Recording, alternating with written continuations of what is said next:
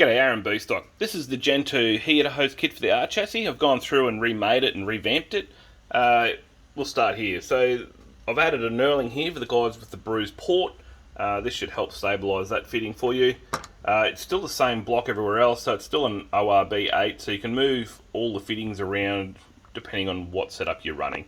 Some guys like to run a puke tank or plug the turbo in or whatever you want. There's fittings there, so you can move them around. You can change for bungs or different size fittings. It's fine. It's all an ORB8 port, and you can move them around. This is the back fitting, still standard. When I got to the heater core, I went to a single piece billet. Still runs the standard Nissan seal, which is nice and neat. I've gone to a banjo fitting, so it sits the hose flat on the wall. And I've also moved to a nice crimped AN10 hose.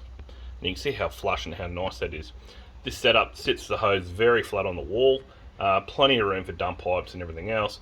And being a banjo, you can swing it in any direction, so it's perfect for engine swaps, ideal for RBs obviously.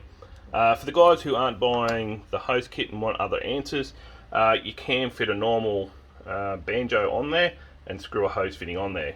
So I've gone to the crimp here, so it's all one piece. It's just brilliant. If you're going to make your own kit or run to rubber or anything like that, you can fit a standard banjo and it all still works just fine. So when these are fitted, the end of my fitting will be just proud of the rubber seal, and it just tucks in there very nicely.